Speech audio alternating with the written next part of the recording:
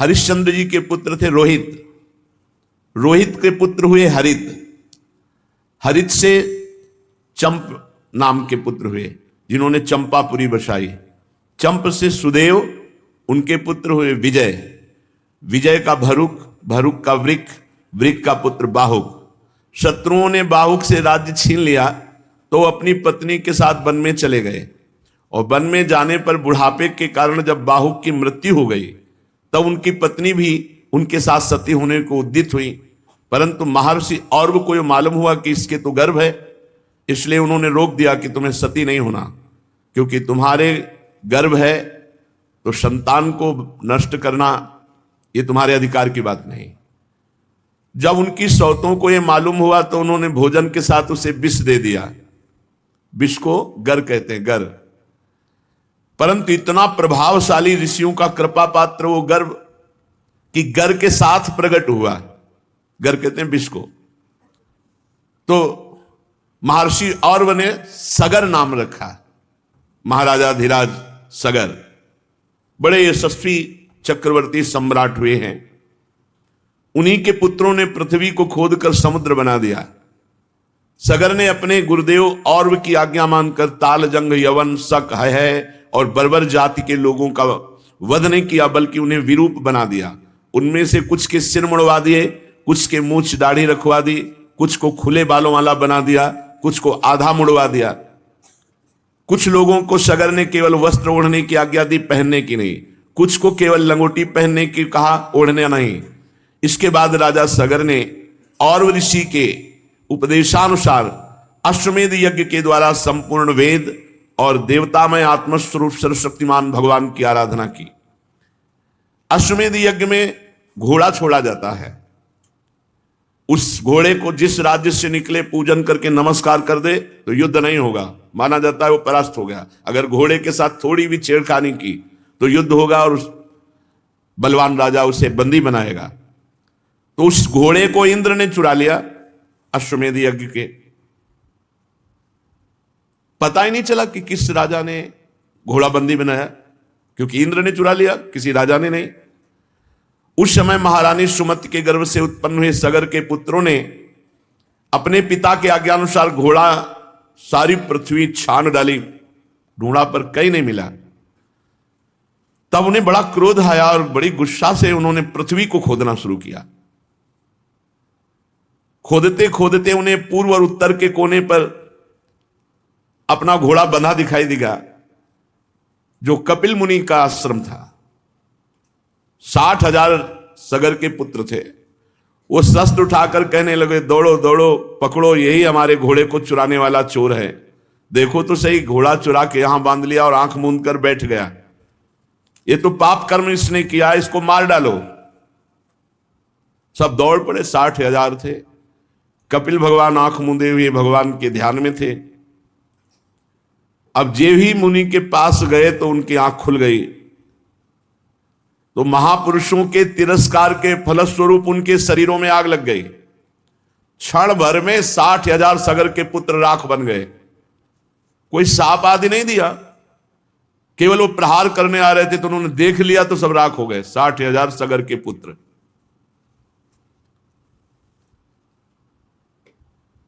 ये महापुरुषों के अपराध करने का फल है, क्योंकि कपिल भगवान तो गुणातीत स्थिति में है, वो क्रोध काहे को करेंगे। भला कहीं पृथ्वी की धूल का भी आकाश से संबंध होता है? ऐसे ही भला क्रोध का संबंध दिव्य महापुरुष से होता है? ये तो दिव्य महापुरुष है, भगवत प्राप्त भगवान के अवतार ही है। ये संसार सागर एक मृत्युमय पथ है, इसके पार जाना अत्यंत कठिन है। परंतु भगवान कपिल देव जी ने सांख्य शास्त्र की ऐसी दृढ़ नाव बना दी, जिससे मुक्ति की इच्छा रखने वाला कोई भी व्यक्ति उस समुद्र के पार जा सकता है। परम ज्ञानी परमात्मा है कपिल भगवान, भला उनमें शत्रु और मित्र का भाव कैसे आ सकता है। अब जब सगर को पता चला कि 60,000 पुत्र हमारे भस्म हो गए, तो उनकी दूसरी पत्नी थी केशनी, उनके गर्भ से असमंजस नामक पुत्र हुआ। असमंजस के पुत्र का नाम था अंशुमान। अंशुमान अपने दादा सगर की आज्ञाओं का पालन और उन्हीं की सेवा में लगे रहते थे। असमंजस पहले जन्म के योगी थे, विषय संग के कारण योग से विचलित हो गए थे, परंतु योग का प्रभाव इस जन्म में भी था, इसलिए वे कोई भी अच्छा काम नहीं करते, सब काम बिगाड़ देते कि कोई उनसे प्यार ना करे, जिससे सब लोग यही समझने लगे थे कि असमंजस पागल हैं। वे कभी कभी अत्यंत निंदनीय कर्म कर बैठते और अपने को दिखाते बुद्धिहीन पागल। यहां तक कि जब बच्चे खेलते होते तो उठा के सरयू में डाल देते।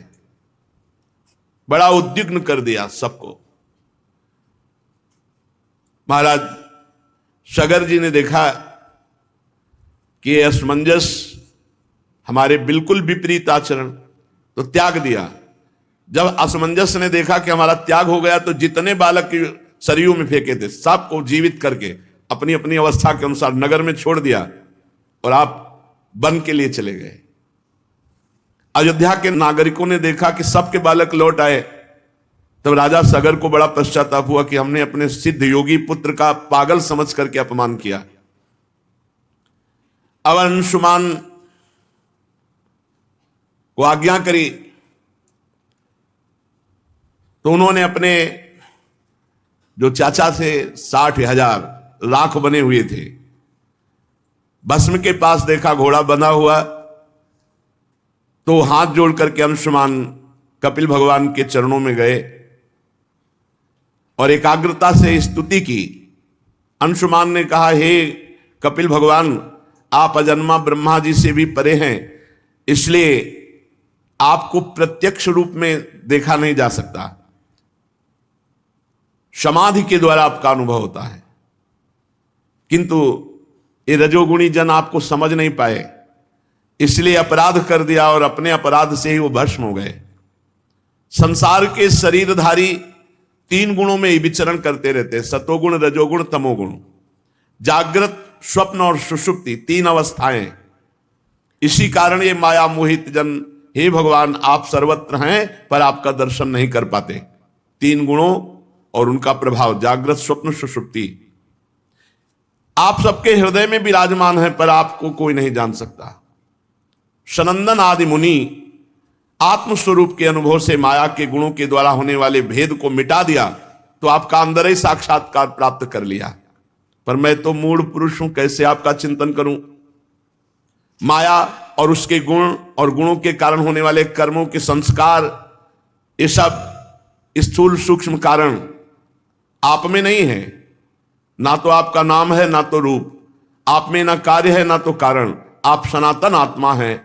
ज्ञान का उपदेश करने के लिए कपिल रूप धारण किया। हम आपको नमस्कार करते हैं। भगवान कपिल देव जी ने कहा, बेटा इस घोड़े से हमारा कोई संबंध नहीं, पता नहीं कौन तुम्हारे पिता के यज्ञ पशु को चुरा के लाया और यहां आश्रम में बांध दिया, और तुम्हारे चाचाओं ने मूर्खता की, वो समझे कि हमने घोड़ा चुराया तो हम पर प्रहार करने को चले तो भस्म हो गए। अंशुमान ने बड़ी नम्रता से कहा, प्रभु मेरे पुरखों का उद्धार कैसे हो जो भस्म हो गए। तो उन्होंने कहा, गंगा जल से होगा। यदि गंगा जी कृपा करें और भूतल पे आए और तुम्हारे पुरखों की राख में, तो उनका परम कल्याण हो जाएगा। अंशुमान जी ने जो अश्वमेध यज्ञ का घोड़ा था उसको लिया और पहले ब्राह्मणों से अश्वमेध यज्ञ पूर्ण कराई। फिर महर्षि और के बतलाए हुए मार्ग से महाराज सगर परम पद को प्राप्त हुए। अंशुमान जी ने बड़ी घोर तपस्या की गंगा जी लाने के लिए, परंतु सफलता नहीं मिली। गंगा जी लाने के पहले ही मृत्यु आ गई और उनका शरीर छूट गया। अंशुमान के पुत्र दिलीप हुए। महाराजा दिलीप जी ने भी भारी तपस्या की गंगा जी को भूतल पर लाने के लिए, परंतु गंगा जी लाने में असफल रहे और उनकी भी मृत्यु हो गई। दिलीप के पुत्र हुए भगीरथ जी। उन्होंने भारी तपस्या बचपन से ही की गंगा जी को प्रसन्न करके भूतल पर लाने के लिए। देखो 3 पीढ़ी लग गई, तब गंगा जी प्रसन्न हुई। गंगा जी ने प्रसन्न होकर के दर्शन दिया और कहा, मैं तुम्हें वर देने के लिए आई हूं, क्या तुम वरदान चाहते हो। भगीरथ जी ने बड़ी नम्रता से साष्टांग प्रणाम किया गंगा मैया को और प्रार्थना की कि आप मृत्यु लोक में पधारिए और हमारे पुरखों का कल्याण कीजिए। गंगा जी ने कहा कि जिस समय मैं स्वर्ग से पृथ्वी पर गिरूंगी तो कोपि धारिता वेगम पतंत्या में महीतले अन्यथा भूतलम भित्वा नृपयासे रसातलम। कोई चाहिए जो भूमंडल पर पृथ्वी लोक में बीच में मुझे रोक ले, अगर नहीं रोका तो मैं अपने वेग से रसातल को चली जाऊंगी, तुम्हारा प्रयास निष्फल। भूतल पर मुझे कोई रोकने वाला चाहिए। इसके अतिरिक्त दूसरी बात, किम चाहम नु भुवम यास्य नरा मैया मृजन त्यघम मृजामि तदघम कुत्र राजस तत्र विचिंत्यताम। भगीरथ, ये दो समस्याएं हैं। भूतल पर कोई चाहिए जो मुझे रोक ले, नहीं तो मैं रसातल को चली जाऊंगी ब्रह्मलोक से सीधे। और दूसरी बात, पृथ्वी पे जाऊंगी तो पापी लोग मेरा स्पर्श करके निष्पाप हो जाएंगे, पर मैं पाप युक्त हो जाऊंगी, तो मैं पाप कहां धोऊंगी? इस विषय पर तुम विचार करो। भगीरथ जी ने कहा, पहले समस्या का तो समाधान मैं अभी किए देता हूं। साधवो न्यासिनः शांता ब्रह्मिष्ठा लोक पावनाः हरंत्यघम तेंग संगात ते स्वास्ते हृभिद्धरी। माता, तुम चिंता मत करो, जब पृथ्वी पर आप जाओगे तो पापी ही आपका स्पर्श नहीं करेंगे। जो लोग परलोक के सुख संपत्ति का त्याग कर चुके हैं, जो संसार से संन्यास लेकर निरंतर भजन में लगे हैं, ऐसे शांत ब्रह्मनिष्ठ महात्मा जब आपका स्पर्श करेंगे तो आप निष्पाप हो जाओगे। गंगा को भी पाप रहित करने की सामर्थ्य भगवत भक्त में है, भगवत प्रेमी महात्मा में है। साधवो न्यासिना, जिन्होंने समस्त भोगों का त्याग कर दिया, ऐसे सन्यासी। शांता, जो हर द्वंद्व सहते हैं। ब्रह्मिष्ठा, जो ब्रह्मनिष्ठा वाले। लोक पावना, जो लोकों के पावन करने की सामर्थ्य रखते हैं। हरंत्यघम तेंग संगात, वो जब गंगा में गोता लगाएंगे तो गंगा निष्पाप हो जाएगी। ये बात कही भगीरथ जी ने। वो अपने अंग स्पर्श से, हे गंगा, तुम्हारे पापों को नष्ट कर देंगे, क्योंकि उनके हृदय में अगरूप अघासुर को मारने वाले भगवान श्री कृष्ण का निरंतर चिंतन होने के कारण भगवान वहां प्रकाशित हो जाते हैं। हृदय में भगवान कब प्रकाशित होते हैं? निरंतर चिंतन करने के कारण। और दूसरी बात कि तुम्हारा वेग रसातल में भेद कर चला जाएगा तो नहीं माता, बीच में ही धार इष्यति ते वेगम रुद्रस्त्वात्मा शरीरिणाम यस्मिन नोतमिदम प्रोतम विश्वम साटीव तंतुषु। तुम चिंता ना करो, मैं रुद्रदेव की तपस्या करूंगा, भगवान शंकर से कहूंगा, ब्रह्मलोक से जब तुम गिरोगी तो तुम्हें बीच में ही वो रोक लेंगे। तो गंगा जी ने सोचा कि महादेव जी किस में रोक लेंगे मुझे, देखते हैं। तो गंगा जी ने जो ही ब्रह्मलोक से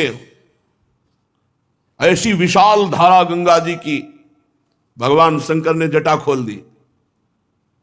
जटा कटा संभ्रमम भ्रमण नीलम निर्झरी विलोलवी चिवल्लरी विराजमान मोरधनी, और बांध लिया जटाओं। गंगा की धारा को जटाओं में लपेट लिया।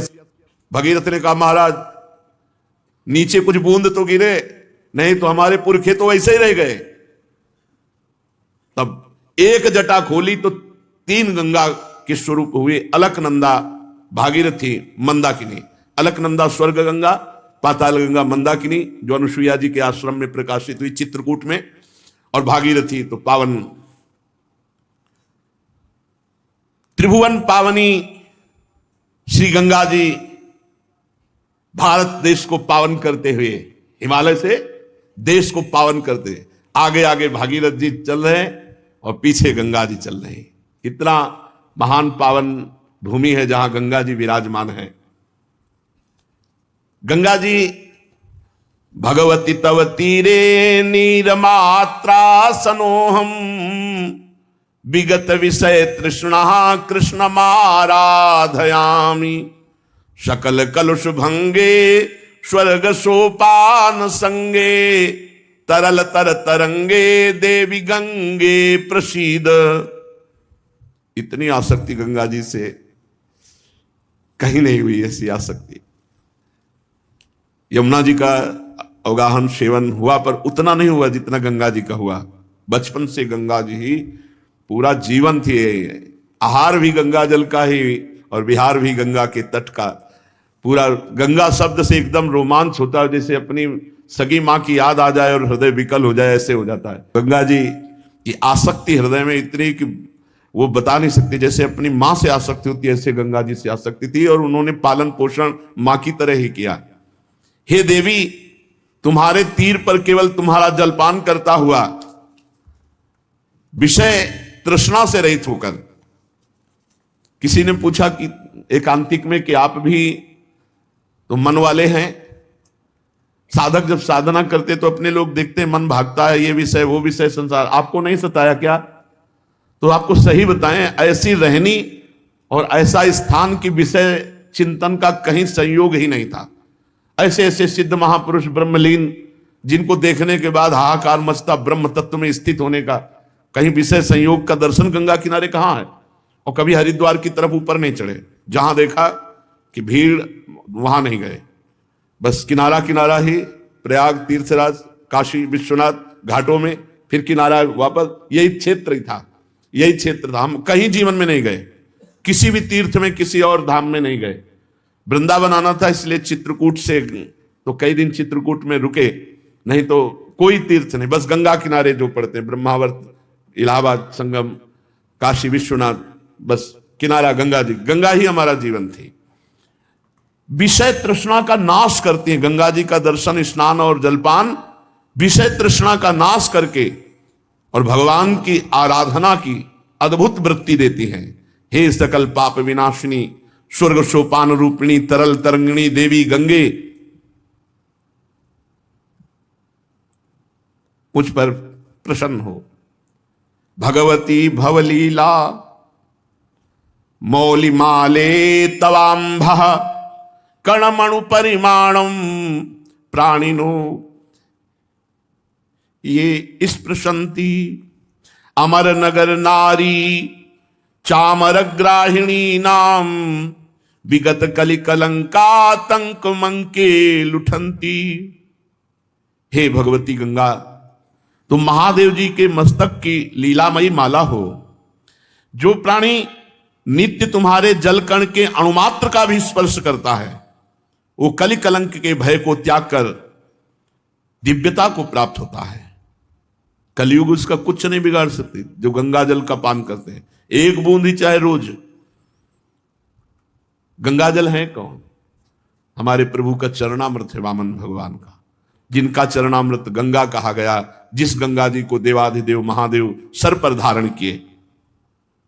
ब्रह्मांडम खंडयंती हर शिरस जटावल्ली मुल्लासयंती स्वरलोकादा पतंती कनक गिरि गुहा गंड शैलात् स्खलंती छोणी पृष्ठे लुठंती दुरित चय चमुर निर्भरम भर्सयंती पाथोदिम पूरयंती सुर नगर सरित पावनी नः पुनातु।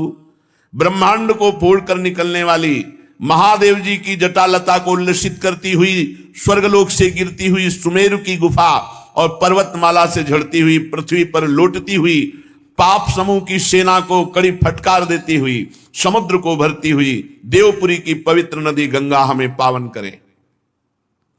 श्री गंगा जी वरदान है, ब्रह्मद्रव है, मूर्तिमान भगवत स्वरूप है। हम भारतवासियों का कितना सौभाग्य, जहां की नदी के रूप में ब्रह्मद्रव, बिल्कुल सच्ची कहते हैं, रोज नया उत्साह, नई एक अगन भगवत प्राप्ति की, तत्वबोध की। कभी ऐसा खान पान विश्राम संसार ये स्मरण की ही वृत्ति नहीं रही। गंगा जी की कृपा से ये स्मरण की ही वृत्ति नहीं थी। त्रिकाल गंगा स्नान, तीनों टाइम सर में डुबकी लगा के, ऐसे नहीं कि ऐसे हाथ पैर धो लिए, ऐसे तीनों बार गंगा जी का स्नान, चाहे सर्दी हो, चाहे गर्मी, चाहे बरसात।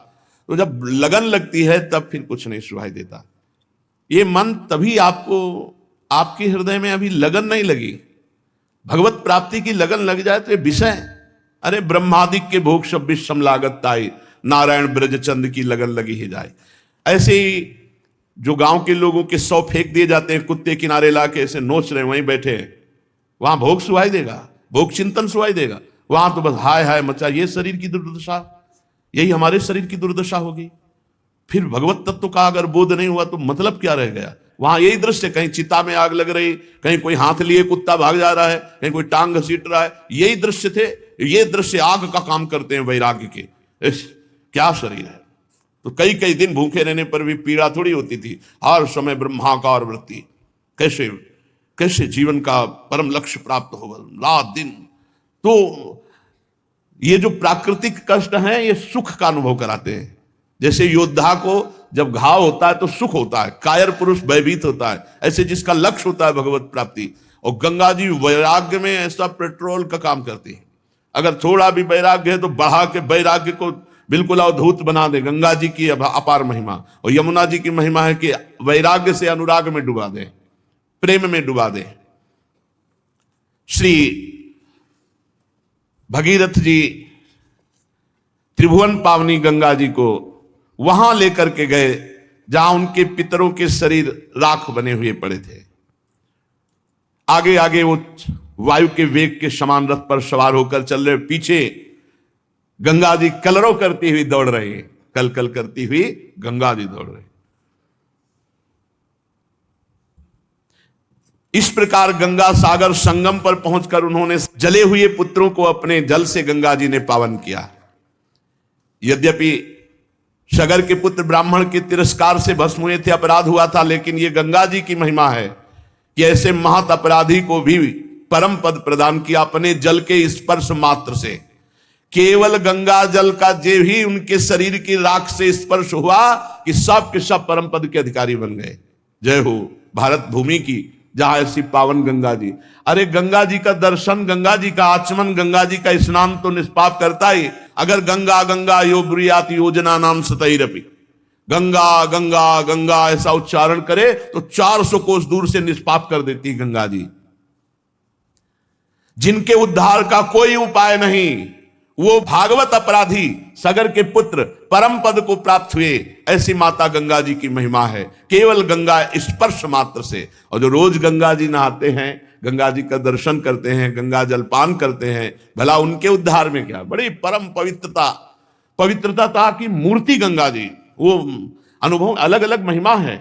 पवित्रता की मूर्ति गंगा जी। ज्ञान का उन्मेष गंगा जी के जल से होता है। वैराग्य तो चरम सीमा तक बढ़ जाता है, मृत्यु भी बिल्कुल खिलवाड़ लगती है। गंगा जल से जब शरीर का स्पर्श होता है तो सब पाप थर्रा उठते हैं, नष्ट हो जाते हैं। जो लोग श्रद्धा के साथ नियम लेकर गंगा जी का स्नान करते हैं, उनके संबंध में तो कहना ही क्या है। मैं गंगा जी की महिमा के संबंध में जो कुछ कहा है उसमें कोई आश्चर्य की बात नहीं, क्योंकि गंगा जी सर्वाश्चर्य में भगवान के चरण का धोवन है। जिन चरणों का श्रद्धा से चिंतन कर लेने मात्र से बड़े बड़े मुनि निर्मल हो जाते हैं और तीनों गुणों के बंधन को काटकर भगवत स्वरूप बन जाते हैं। ये गंगा जी उन्हीं भगवान का चरणामृत है, चरण धोवन है। ये संसार के बंधन को काट दे, इसमें कौन सी बड़ी बात है। भगीरथ जी के पुत्र हुए श्रुत, श्रुत का नाभ, नाभ का सिंध द्वीप और सिंध द्वीप का आयुतायु, आयुतायु के पुत्र का नाम था ऋतुपर्ण। ये महाराज नल के मित्र थे। नल को पाशा फेंकने की विद्या ऋतुपर्ण ने ही बताई थी और बदले में अश्व विद्या सीखी थी। ये द्वित क्रीड़ा खेलने के कारण महाराज नल बड़ी समस्या में, बड़े संकट में पड़ गए। पीछे महाभारत में नल और दमयंती का पावन चरित्र सुनाया गया था। तो महाराज ये ऋतुपर्ण बहुत द्वित क्रीड़ा में प्रवीण थे। ऋतुपर्ण नल को पासा फेंकने की विद्या और नल ने अश्व विद्या, बहुत विचित्र इन विद्याओं की कलाएं होती। इतनी रफ्तार से रथ हाँक रहे थे कि ऋतुपर्ण का दुपट्टा गिर गया। तो उन्होंने कहा महाराज सारथी दुपट्टा गिर गया। बोले महाराज न जाने कितने योजन आप आगे आ चुके हो। बोले अभी तो गिरा। बोले महाराज अब तो और कितने आगे आ गए। नल को इतनी विद्या प्रवीण थी कि उन्होंने गणित लगा करके एक चलते हुए रथ से एक वृक्ष में, कि सिहोर का शायद वृक्ष था, किसका वृक्ष था, उसके पत्ते फल सब पूरा गणना बदल। तो राजा ने कहा नहीं रुको, रथ रोको, हम तुम्हारी अंदाज वाली बात नहीं मानते। बोले महाराज एक पत्ते में फर्क नहीं पड़ सकता। उन्होंने डाल काटी, उतने ही पत्ते उतने ही पुष्प। तब उन्होंने कहा तुम्हारी धन्य है विद्या, तुम कौन हो? तो उनका, महाराज मैं हूं तो सारथी ही। बोले नहीं, ये विद्या केवल महाराज नल में पाई जाती है। तो ना आपका रूप है, क्योंकि वो रूप भी नहीं था, करकोटक सांप के काटने से अंतर ध्यान। बड़ा रोचक प्रसंग महाराज नल दमयंती का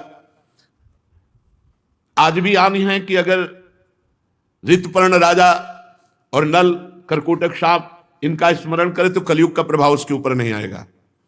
ये कलयुग का ही प्रभाव था। महाराज नल की बुद्धि मारी गई और उन्होंने अपने सर्वस्व को दांव में लगा दिया। महारानी से भारी संकट में पड़े। नल से ज्यादा तो संकट महारानी को हुआ जब छोड़ करके महाराज नल चले। कितना कितना संघर्ष महापुरुषों को। तो ऋतुपर्ण अश्वविद्या सीखी महाराज नल से। ऋतुपर्ण का पुत्र हुआ सर्वकाम, परीक्षित। सर्वकाम के पुत्र का नाम था सुदास, सुदास के सौदास, और सौदास की पत्नी का नाम था मदयंती। सौदास को ही कोई कोई मित्र शाह कहते हैं और कहीं कहीं उन्हें कलमशपाद भी कहते हैं।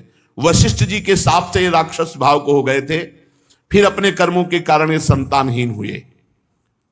राजा परीक्षित ने पूछा, भगवान हम जानना चाहते हैं कि महात्मा सौदास को गुरु वशिष्ठ जी ने शाप देकर राक्षस क्यों बना दिया?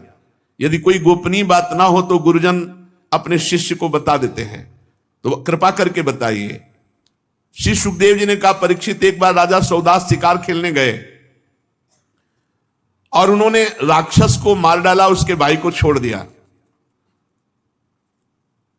राक्षस ने राजा के इस काम को अन्याय माना और भाई की मृत्यु का बदला लेने के लिए जब उसने देखा कि आज वशिष्ठ जी राजा के यहां भोजन करने आ रहे हैं, तो रसोइये का अपहरण कर लिया, माया से रसोइये का रूप धारण कर लिया और अभक्ष पदार्थ मांस आदि भोजन में मिलाकर सुंदर भोजन बनाकर वशिष्ठ जी के सामने परोसा गया।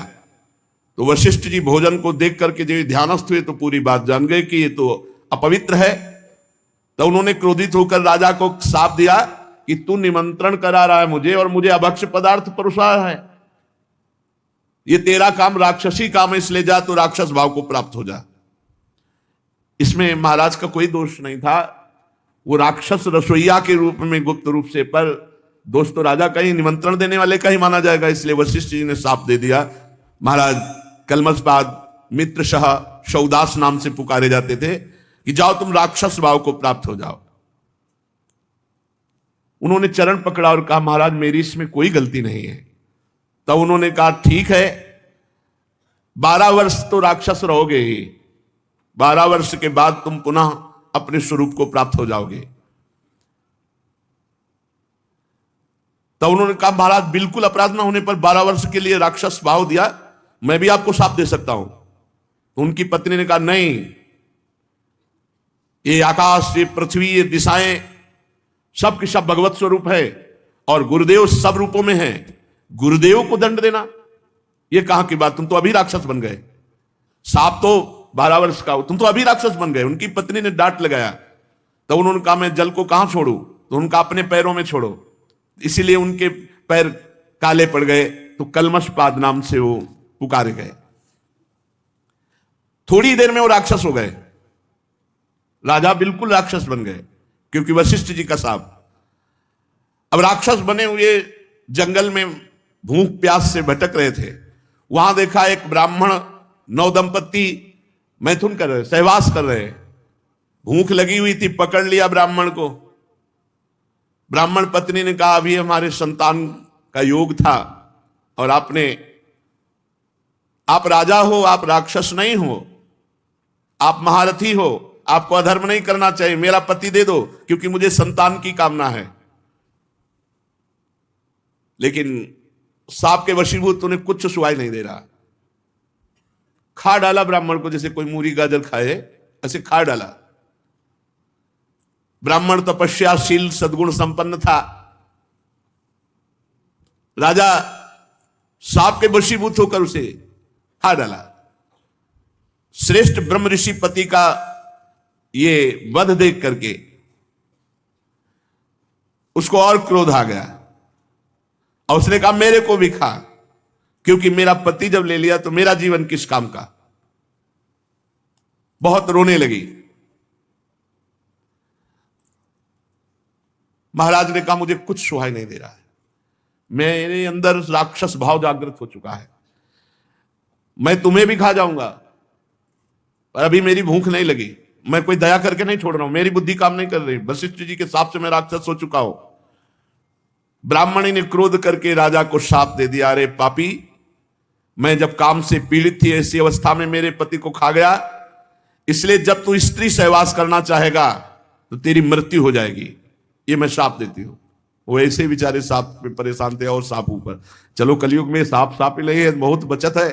12 वर्ष बीतने के बाद जब तू सांप से मुक्त होगा और अपनी पत्नी के पास जाएगा, उस समय मेरा सांप काम करेगा। अब तो वैसे राक्षस भाव को प्राप्त हुए, अब राक्षस भाव में सांप मिल गया कि गृहस्थी लायक नहीं रह गए। उन्होंने इतना दिमाग काम कर रहा था, ये शाप याद रखा और जीवन में कभी गृहस्थ सुख नहीं भोगा महाराज कलमशपाद, इसलिए वो संतानहीन हो गए। 12 वर्ष के बाद वशिष्ठ जी ने संतान प्रदान की, 7 वर्ष तक गर्भ धारण किया, परंतु बच्चे नहीं हो रहा था। वशिष्ठ जी की कृपा से गर्भाधान तो हुआ, पर 7 वर्ष तक बालक नहीं हुआ।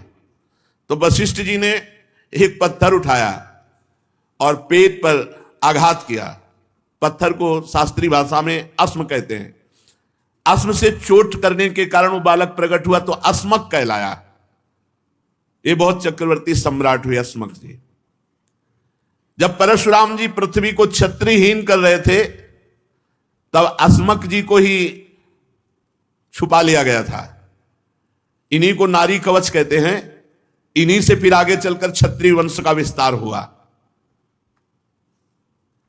मूलक के पुत्र हुए दशरथ, दशरथ के एडविड, एडविड के राजा विश्वशाह, विश्वशाह के खड़वांग हुए। महाराज खड़वांग ऐसे महावीर थे, इन्हें कोई जीत नहीं सकता था। देवताओं की प्रार्थना से दैत्यों का वध किया महाराज खड़वांग ने। और जब देवता बहुत प्रसन्न हुए तो पूछा आपको जो वरदान चाहिए मांग लो। तो खड़वांग ने कहा मेरी आयु कितनी बची है? तो उनका 2 घड़ी 48 मिनट। अरे मेरा जीवन केवल राजकाज में और युद्ध में इतने में जाता रहा। तत्काल अपने मन और इंद्रियों को अधीन किया और 48 मिनट में परम पद प्राप्त किया। खड़वांग जी ने 2 घड़ी में, जीवन में जब पता चला कि आयु रह गई इतनी, 2 घड़ी 48 मिनट, तो मन और बुद्धि को खींचकर भगवान में लगा। महावीर तो थे ही वो, और भगवान में स्थित होकर अपने शरीर को त्यागा। 2 घड़ी में परम पद प्राप्त किया। धन्य है उनका जीवन जिन्होंने अपने को भगवान में समर्पित किया है। तीनों लोकों के स्वामी भगवान मुझ पर प्रसन्न है जो मुझे पता चल गया, खड़वांग जी सोच रहे। और भोगों की लालसा का त्याग करके जीवनदाता श्री हरि में ऐसे भाव में मगन हुए कि 48 मिनट में परम पद प्राप्त किया। परीक्षित, खड़वांग जैसा कोई महावीर चक्रवर्ती सम्राट और 48 मिनट में भगवत प्राप्ति, 48 मिनट में भगवत प्राप्ति। इसलिए उनको तो पता था कि 2 घड़ी बाद मर जाएंगे, अपने को 2 घड़ी का भी पता नहीं। इसलिए हर समय राधा राधा राधा। इन्हीं खड़वांग के पुत्र दीर्घबाहु, और दीर्घबाहु के परम यशस्वी पुत्र हुए महाराज रघु, और रघु के अज, और अज के महाराज चक्रवर्ती सम्राट दशरथ जी हुए। और दशरथ जी की तपस्या, भजन, उससे प्रभावित होकर परब्रह्म परमात्मा 4 रूपों में प्रकट हुए, राम, लक्ष्मण, भरत, शत्रुघ्न। खड़वांग के वंश में ही परीक्षित, सीतापति भगवान मर्यादा पुरुषोत्तम श्री राम का चरित्र तो तत्वदर्शी ऋषियों ने बहुत वर्णन किया है और तुमने अनेक बार उसे सुना भी है। भगवान श्री राम सत्य प्रतिज्ञ, अपने पिता राजा दशरथ के सत्य की रक्षा के लिए राजपाट छोड़ दिया और 14 वर्ष तक वनवास स्वीकार किया। भगवान श्री राम के श्री चरण कमल इतने सुकुमार थे कि परम सुकुमारी जानकी जी के कर कमलों का स्पर्श नहीं सहन कर सकते थे। उन्हीं चरणों से वो 14 वर्ष नंगे पैर भ्रमण किए। जब चलते चलते थक जाते, तब कभी लक्ष्मण जी दबा दबा कर थकावट मिटाते, तो कभी हनुमान जी महाराज। आगे चल करके वनवास में ही शूर्पणखा मिली और उसने भगवान से इधर उधर की बात की, तो लक्ष्मण जी ने नाक कान काट कर उसे विरूप कर दिया। इसी के कारण खरदूषण आदि से युद्ध हुआ। फिर रावण के पास गई और इसी घटना के कारण जानकी जी का वियोग सहना पड़ा श्री राम जी को। इस वियोग के कारण क्रोधवश भगवान श्री राम की भौहें तन गई, जिन्हें देखकर समुद्र भयभीत हो गया। भगवान ने समुद्र पर पुल बांधा, लंका में जाकर दुष्ट राक्षसों के जंगल को दावाग्नि के समान दग्ध कर दिया। वे कौशल नरेश भगवान श्री राम हमारी रक्षा करें। भगवान श्री राम ने विश्वामित्र के यज्ञ में लक्ष्मण के सामने ही मरीच आदि राक्षसों का अहंकार नष्ट कर दिया। बिना फण का बाण मारा मरीच के, तो 400 कोस दूर गिरा जाके। और इसलिए नहीं मारा कि आगे लीला होनी थी, इसी के द्वारा स्वांग रचना था ना। तो स्वर्ण का मृग बन के ही मरीच ही तो आया और भगवान को लुभायमान करने की चेष्टा की। भगवान तो लुभायमान नहीं है, लेकिन जानकी जी लुभायमान हो गई। बड़े बड़े राक्षसों को भगवान ने नष्ट किया। परीक्षित, जनकपुर में सीता जी का स्वयंवर हो रहा था। संसार के चुने हुए वीरों की सभा में देवादिदेव भगवान शंकर का वो भयंकर धनुष इतना भारी था, कई सौ वीर एक साथ उठाने की चेष्टा की, फिर भी नहीं उठा सके। भगवान मर्यादा पुरुषोत्तम श्री रामचंद्र जी ने उसी धनुष को बात की बात में उठाकर डोरी चढ़ा दी और खींचकर बीचों बीच से उसके टुकड़े कर दिए, जैसे हाथी का बच्चा खेलते खेलते ईख तोड़ दे। भगवान ने जिन्हें अपने वक्षाय स्थल पर स्थान देकर सम्मानित किया, वे ही परम लक्ष्मी जी ही सीता जी के नाम से जनकपुर में अवतीर्ण हुई थी।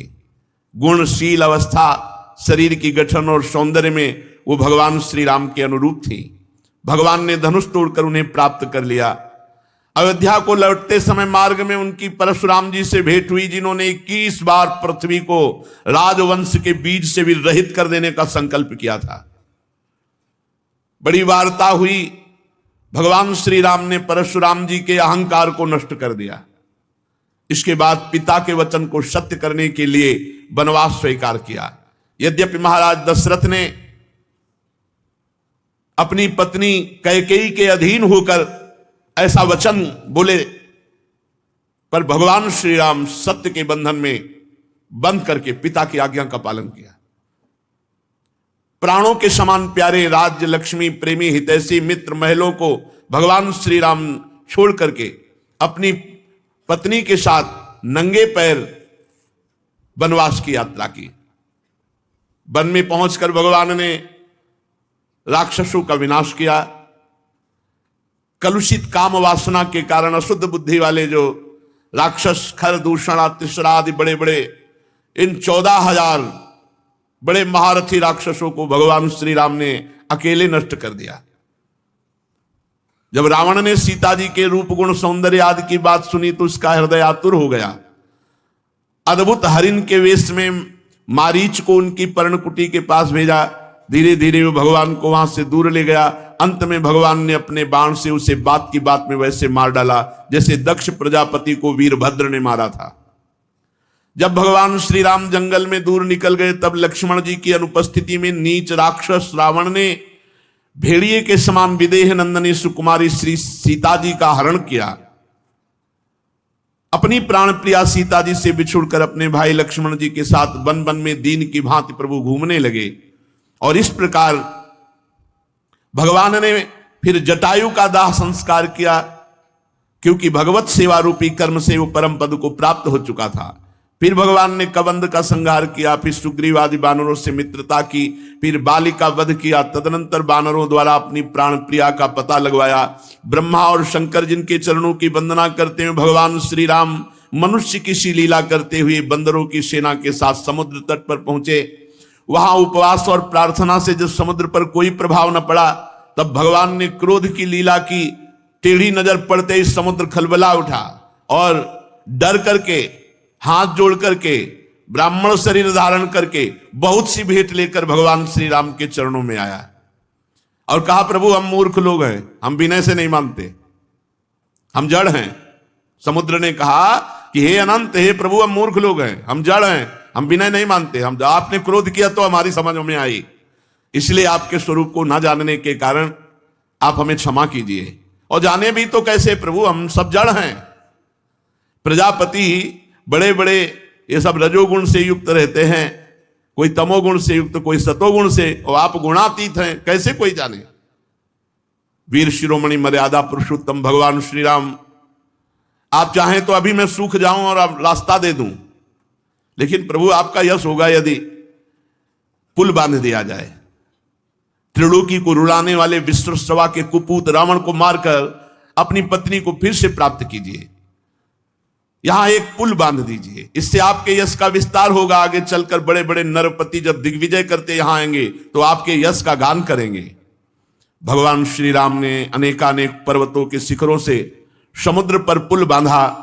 बड़े बड़े बंदर अपने हाथों से पर्वत उठाकर लाते, उनके बड़े बड़े वृक्ष और चट्टानें विभीषण जी की सलाह से नील, हनुमान आदि प्रमुख बानर समूह उन पत्थरों को जहां विराजमान करते वैसे ही वो विराजमान हो जाते। पुल बंधा, बानरी सेना लंका में प्रवेश किया, जो हनुमान जी के द्वारा पहले ही जलाई जा चुकी थी। उस समय बानर राज की सेना ने लंका के सब स्थानों को नष्ट भ्रष्ट कर दिया। राक्षस राज रावण ने निकुंभ, कुंभ, धूम्राक्ष, दुर्मक, शुरांतक, नरांतक, प्रहस्त, अतिकाय, विकंपन, ये बड़े बड़े अपने अनुचर सेवक, मेघनाथ आदि पुत्र, कुंभकर्ण आदि भाई, वो विशाल राक्षसों की बलवान सेना भगवान श्री राम, सुग्रीव, लक्ष्मण, हनुमान, गंधमादन, नील, अंगद, जांबवान, पनश, इन वीरों के साथ राक्षसों का सामना किया। मर्यादा पुरुषोत्तम भगवान श्री राम के अंगद आदि सेनापति राक्षसों की चतुरंगनी सेना, हाथी, रथ, घुड़सवार, पैदल और द्वंद्व युद्ध की रीति से भिड़ गए। राक्षसों को पर्वत, शिखर, वृक्ष, गदा और बाणों के मार से विध्वंस कर दिया रघुनाथ जी के पक्ष ने। रावण के जितने अनुचर से बड़े बड़े सब मारे गए, क्योंकि सीता जी को स्पर्श करने के कारण रावण का भाग्य ही नष्ट हो चुका था। राक्षस राज रावण ने देखा मेरी सेना का तो नाश हो गया, तब वो पुष्पक विमान पर आरूढ़ होकर भगवान श्री राम के सामने आया। उस समय इंद्र का सारथी मातली बड़ी ही तेजस्वी दिव्य रथ लेकर भगवान श्री राम के साथ विराजमान हुआ। रावण ने तीखे दिव्य बाणों से भगवान श्री राम पर प्रहार किया तो भगवान श्री राम ने कहा, रावण तू नीच राक्षसी भाव को प्राप्त है, तुझे बिल्कुल लज्जा नहीं आती, हमारी अनुपस्थिति में हमारी प्राण प्रिया का अपहरण कर लाया और तू यहां डींग मारता है, दुष्टता की हद कर दी। तेरे जैसा निर्लज्ज तो हमने कभी नहीं देखा, तू निंदनीय है, धिक्कार योग है। और सुन, जैसे कर्ता को अभिमान का फल शुभ अशुभ भोगना ही पड़ता, कोई नहीं टाल सकता, वैसे ही तेरी इस करने का फल मैं तुझे चखाऊंगा, कोई तुझे नहीं बचा सकता। रावण को फटकारते हुए भगवान श्री राम ने अपने सारंग धनुष पर बाण चढ़ाकर छोड़ा। बाण ने वज्र के समान उसके हृदय को विदीर्ण कर दिया। दसों मुखों से खून उगलता हुआ विमान से गिर पड़ा, ठीक वैसे जैसे पुण्यात्मा स्वर्ग का भोग समाप्त होने पर नीचे की तरफ गिरता है। रावण के पुरजन परिजन हाय हाय चिल्लाने लगे। हजारों राक्षसियां मंदोदरी के साथ रोती हुई लंका से निकल पड़ी, रणभूमि में आई। उन्होंने देखा कि स्वजन संबंधी सब लक्ष्मण जी के बाणों से छिन्न भिन्न होकर कटे पड़े हैं। सब अपनी हाथों से छाती पीट पीट कर रो रही थी, विलाप कर रही थी कि स्वामी, ये तुम्हारी दुर्दशा इसलिए हुई कि समस्त लोकों के स्वामी भगवान श्री राम से विरोध किया। ये दिन आज आ गया कि लंका में, लंका की दुर्दशा पर प्रश्न उठ रहा है कि अब लंका होगी किसके अधीन। जब आप चलते थे पृथ्वी डगमगाती थी, और आज उन्हीं खोपड़ियों को बानर चरण से प्रहार करते हैं। तुम समझ नहीं पाए कि सीता जी कितनी तेजस्विनी हैं, और आपकी ना समझ ने आपकी दुर्दशा कर दी। कभी आपके कामों का श्रवण करके हम राक्षस वंश आनंदित होता था, लेकिन आज सारी लंका विधवा हो गई। आज आपकी दुर्दशा देख करके कोई आश्चर्य नहीं हो रहा, क्योंकि भगवान से विमुख की ऐसी ही दुर्दशा होती है। जो भगवान से विमुख होता है वो नरक का अधिकारी बनता है। आप ना समझी में सीता जी के प्रति जो भाव किया वही आपके नाश का कारण बना। कौशलाधीश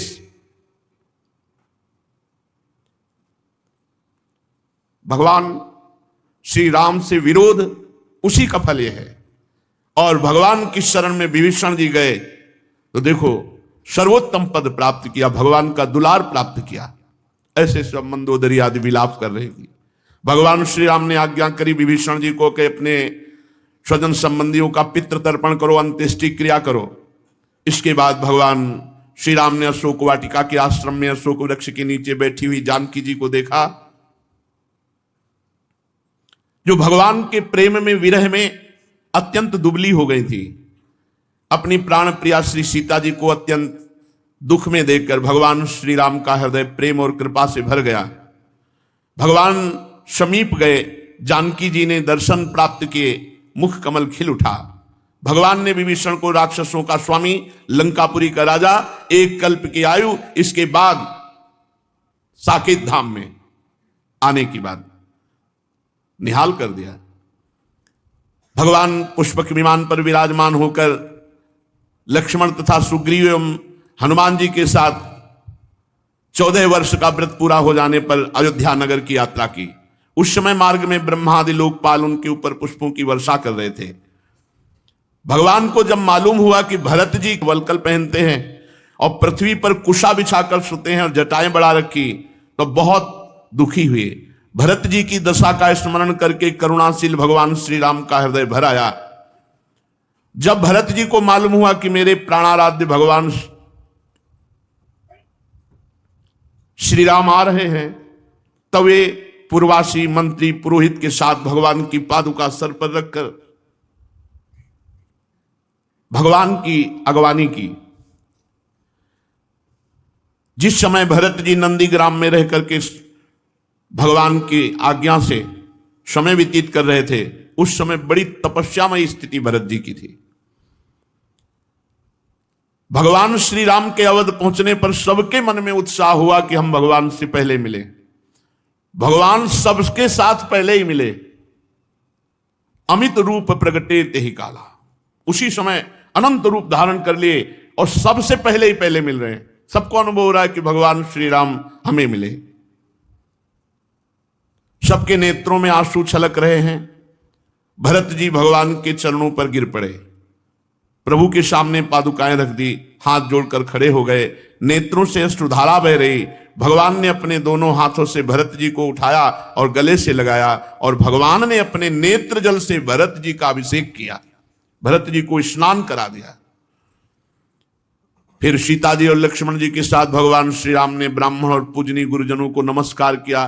सारी प्रजा ने बड़े प्रेम से सर झुकाकर भगवान के चरणों में प्रणाम किया। उस समय उत्तर कौशल देश के रहने वाली समस्त प्रजा अपने स्वामी भगवान श्री राम को बहुत दिनों के बाद आया देखकर सब वस्त्र हिला हिलाकर फूलों की वर्षा करके आनंद से नाच रहे थे। भरत जी ने भगवान की पादुकाएं, विभीषण जी ने श्रेष्ठ चंवर, सुग्रीव जी ने पंखा, हनुमान जी श्वेत छत्र, परीक्षित शत्रुघ्न जी ने धनुष तरकस, सीता जी ने तीर्थों के जल से भरा कमंडल, अंगद ने सोने का खड्ग, जाम्बवान ने ढाल और भगवान विराजमान चारों तरफ बंदीजन स्तुति कर रहे हैं। भगवान श्री राम की अद्भुत शोभा हुई। इस प्रकार भगवान सबका अभिनंदन स्वीकार करके अयोध्यापुरी में प्रवेश किए। उस समय आनंदोत्सव संपूर्ण अयोध्या में मनाया जा रहा है। राजमहल में प्रवेश करके कौशल्या और अन्य माताओं से, गुरुजनों से सबसे यथायोग्य मिल करके सीता जी और लक्ष्मण जी के साथ भगवान यथायोग्य प्रजा के साथ व्यवहार करते हुए अवध में विराजमान हुए। उस समय जैसे मृतक शरीर में प्राणों का संचार हो जाए, वैसे संपूर्ण अयोध्या में आनंद का संचार भगवान की उपस्थिति में। इसके बाद माताओं ने भगवान श्री राम का हृदय से लगाकर आंसुओं से अभिषेक किया। वशिष्ठ जी ने दूसरे गुरुजनों के साथ विधि पूर्वक भगवान की जटा उतराई और जैसे बृहस्पति जी ने इंद्र का अभिषेक किया, वैसे ही चारों समुद्रों के जल से भगवान श्री राम का अभिषेक हुआ। भगवान श्री राम सिर से स्नान करके जो ही सुंदर वस्त्र पुष्पमालाएं और राज रूप धारण किया, मोहित हो गई पूरी अयोध्या। जानकी जी सहित संपूर्ण अयोध्या मोहित हो गई जिस समय भगवान श्री राम वस्त्र अलंकार धारण किए, स्नान आदि करके, जटा उतरा करके, भरत जी बार बार चरणों में गिर करके भगवान श्री राम को राज सिंहासन स्वीकार करने के लिए प्रार्थना की। भगवान ने अपने पिता महाराज दशरथ जी के समान प्रजा का पालन किया। परीक्षित समस्त प्राणियों को सुख देने वाले परम धर्मज्ञ महान यशस्वी भगवान श्री राम अवध के राजा हुए। त्रेता युग में ऐसा लग रहा था सतयुग पधारा है। उस समय वन, नदी, पर्वत, वर्ष, द्वीप, समुद्र सब के सब कामधेनु हो रहे थे। जिसको जो चाहिए वो सब प्रदान करते थे। इंद्रियातीत मर्यादा पुरुषोत्तम भगवान श्री राम के राज्य काल में किसी को शारीरिक या मानसिक चिंता नहीं होती, शारीरिक रोग नहीं होते, अकाल मृत्यु नहीं होती, बुढ़ापा नहीं आता, किसी को दुख शोक भय थकावट नाम मात्र की भी नहीं थी, किसी को मरने का भय नहीं रह गया था, सब मृत्यु विजयी थे। भगवान श्री राम ने आजीवन एक पत्नी व्रत धारण किया। भगवान श्री राम के पावन चरित्र जो श्रवण करेगा वो इसी जन्म में परम पद को प्राप्त होगा। सती शिरोमणि सीता जी ने अपने पति के हृदय के भाव का सदैव पोषण किया। प्रेम और सेवाशील से अपने पति को वश में कर लिया, अर्थात भगवान श्री राम को अधीन कर लिया। भगवान श्री राम जी का पावन चरित्र, भगवान श्री राम ने वशिष्ठ जी को आचार्य बनाकर बहुत से आत्मस्वरूप यज्ञों का यजन किया। भगवान श्री राम ब्रह्म ऋषियों को अपना इष्ट देव मानते थे। उनका हृदय द्रवित रहता था, क्या दे दे, ये भगवान का स्वभाव है, द्रवित रहता, क्या दे दे।